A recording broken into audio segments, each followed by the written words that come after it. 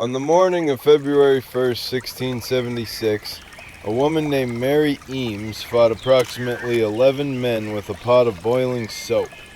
Her husband was in Boston, her children were dying around her, and the stone marker her descendants placed on that spot 224 years later tells you exactly who to blame.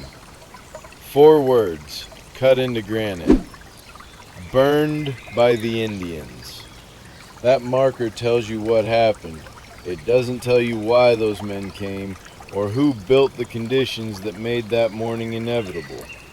To understand what that marker is hiding, we have to go back 40 years to a political deal cut in a Boston courthouse that handed 15,000 acres of Nipmuc homeland to a man who would never set foot on it. His name was Thomas Danforth. In 1660, the General Court of Massachusetts Bay Colony granted Danforth 250 acres west of Saxonville. 2 years later, on October 27, 1662, they handed him the rest, approximately 14,000 acres between the Sudbury River and Marlborough. Payment, they called it, for indexing the colonial laws. Here is the detail that explains everything that follows. Danforth was also the recorder of deeds for Middlesex County. He managed the land records. He received the land those records described. 1 man, 2 roles, no daylight between them. This was not a bureaucratic accident. It was a system designed so the people inside it could extract from it without appearing to break it. This was not empty land. It was Nipmuc territory. Unceded.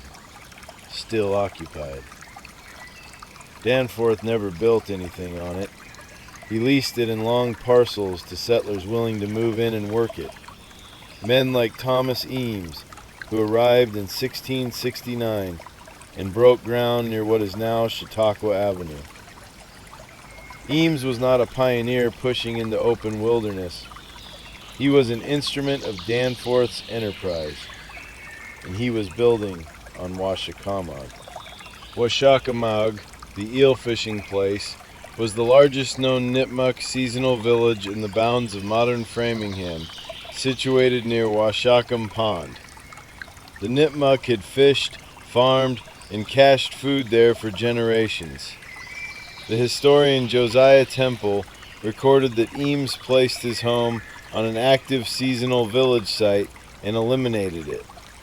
The land was not legally ceded until 1684, 15 years after Eames built there. That gap is not a footnote. It is the core of the entire story. In 1656, at Saxonville Falls, a Nipmuc man, known to the English as Netus, co-signed a deed transferring land near the falls to a settler.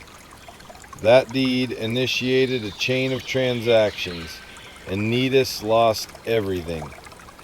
By 1674, he had no land left. He walked to the praying town at Netus, a colonial settlement designed to gather native people under English supervision. He had gone from landowner to refugee inside a single generation, through a system that called every step of the process legal. But there was no safe harbor at Natick.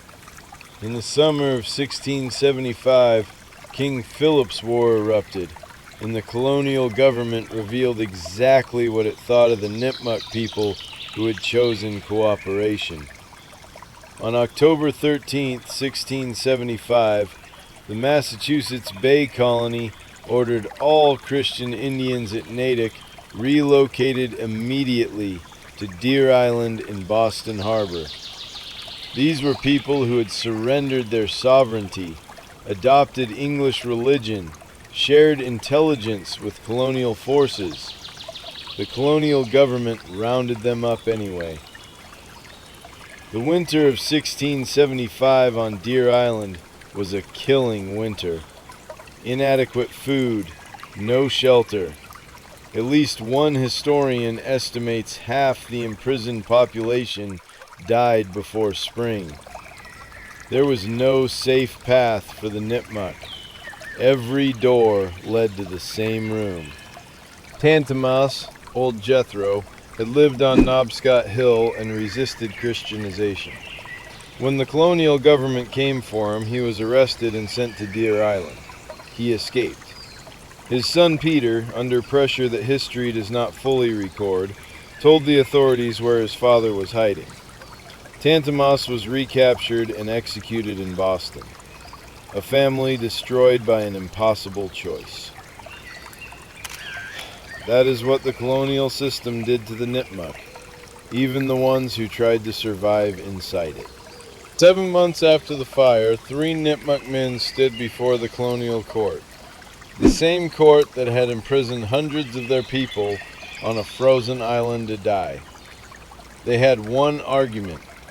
They went to that farm to take back what was already theirs. William Wannukhow and his sons Joseph and John were present on February 1st, 1676. On September 5th, 1676, they filed a petition before the Court of Assistance in Boston. In that petition, they described why the party came: to recover corn cached in Nipmuc storage on Nipmuc land, storage they believed the Eames family had taken. They stated their innocence of the killings. They petitioned for amnesty. This document has been in the Massachusetts archives since 1676. A mandatory precision. The Wannukhow petition is testimony filed by the accused, not a neutral deposition. These were men fighting for their lives before a court that had already shown what it did to Nipmuc people who fell into its hands. The Framingham History Center and Framingham State University both assess it as credible, and there is no competing first-hand account. What makes the petition devastating is not that it settles the question, it is that it exists at all. A first-hand Nipmuc account of why those men came to that farm, preserved in the Colonial Archive for 350 years, never once incorporated into the stone marker the settlers' descendants placed on the spot. After the war, a Nipmuc sachem named John Awasamog, heir to the Washakamog line, made a formal record of what had not been paid. His will documented the English failure to pay for his people's lands and named his son Thomas as sole heir with one instruction: pursue the Indian title the English had never settled. Thomas Awasamog tried, and then the same debt mechanics that had stripped Netus of everything closed around him. Deep in debt, he sold his remaining Washakamog lands before 1700 to descendants of the Eames family. The family that built on unceded land ended up holding the deed. The war did not end the dispossession, it just changed the method. In 1900, Eames' descendants placed a stone marker on the site of the homestead. It reads, "Here stood the home of Thomas Eames, burned by the Indians in King Philip's War, February 1st, 1676. His wife and 5 children were slain, and 4 carried into captivity. No mention of Washakama, no mention of the corn, no mention of Danforth's grant, the 15-year deed gap, or the Wannukhow petition, sitting in a Boston archive for 224 years when the stone was cut. A chosen version, fixed in granite. The apparatus that produced that version never stopped operating. On June 18, 2004, the Bureau of Indian Affairs declined to acknowledge the Nipmuc Nation, the nation whose people signed the 1656 deed, farmed Washakama, filed the Wannukhow petition, and recorded their unpaid land claims in wills that still exist. Courts upheld that denial. The Nipmuc Nation is still fighting. The Wannukhow Petition still exists. John Awasamog's will still exists. The 1684 deed still exists. The one that proves Thomas Eames built 15 years before the paper transfer arrived. The evidence was never lost. It simply was not the version that got put in stone. If you drive past that marker on Chautauqua Avenue today, past the Granite, past the Four Words, past the quiet suburban street, the question the marker was designed to close is still open. Who gets to write the history of a place when the people it happened to are still waiting to be acknowledged as real? This channel has been sitting with that question since we first found the Wannukhow Petition. It's not a Framingham question. It turns out to be a New England question, and the next town over has its own version of the same granite marker, the same deed gap, the same silence. We'll be there soon.